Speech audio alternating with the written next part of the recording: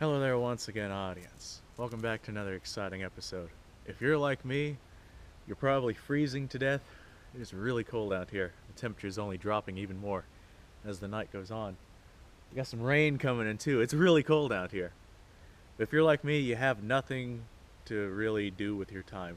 So today I'm going to make an ammo comparison video.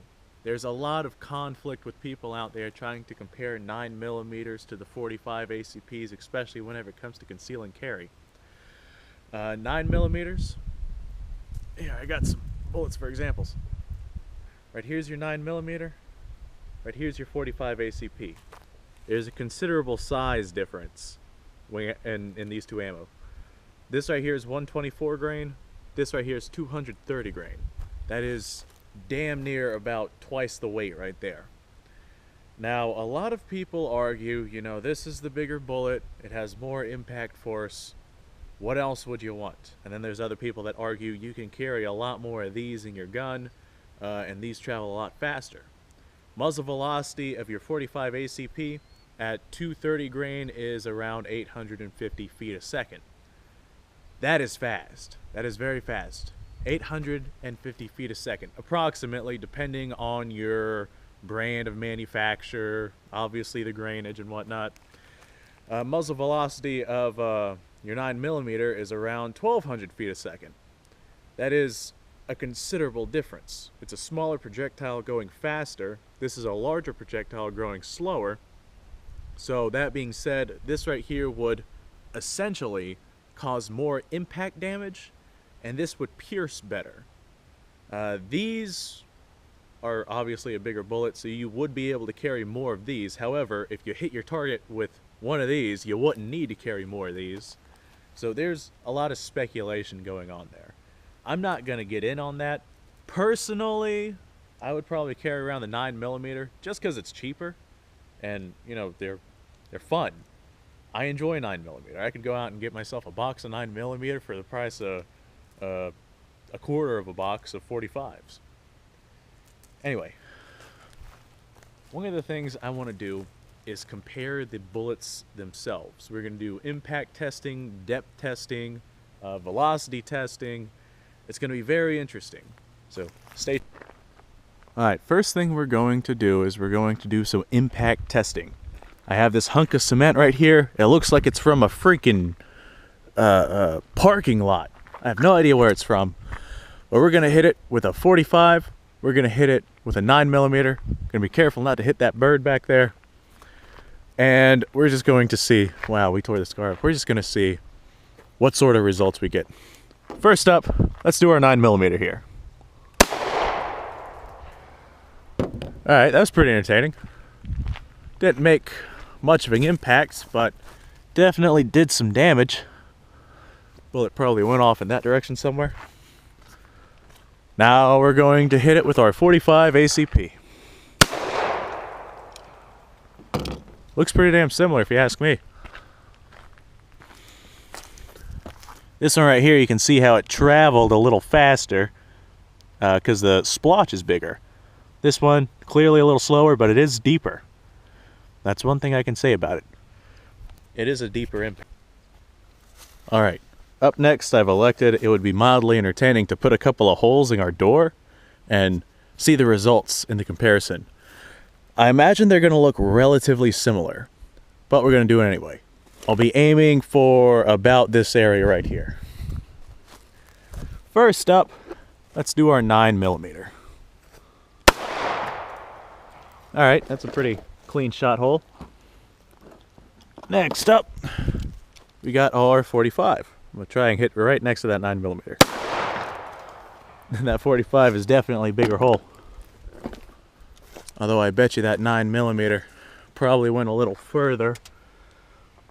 Let's see, 45 came through right here, 9mm hit there.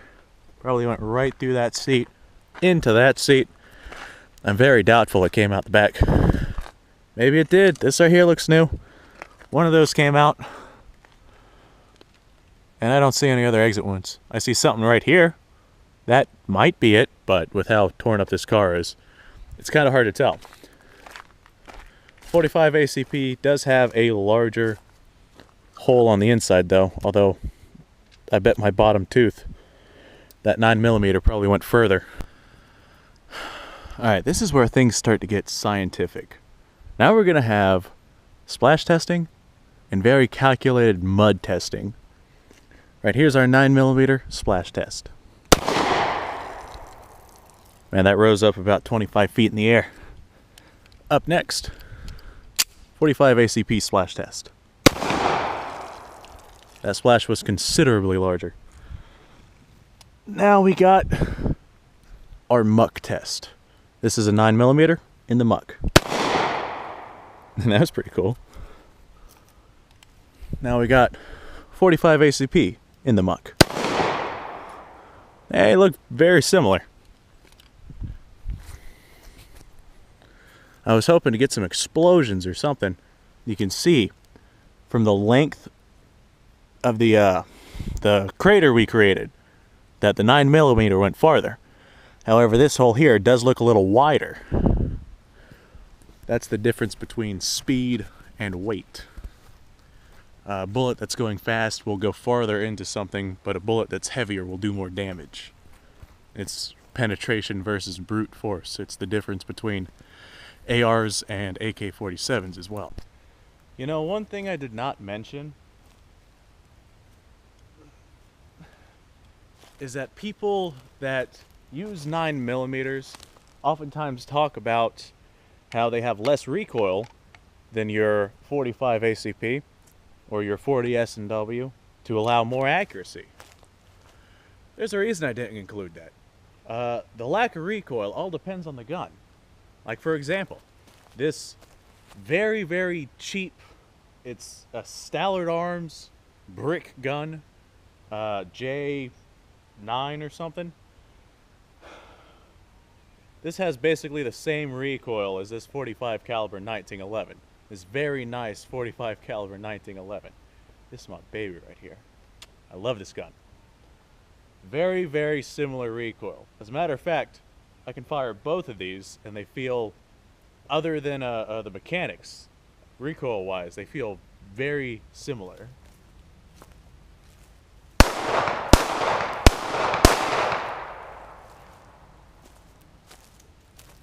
It's basically like firing a lesser version of the 45.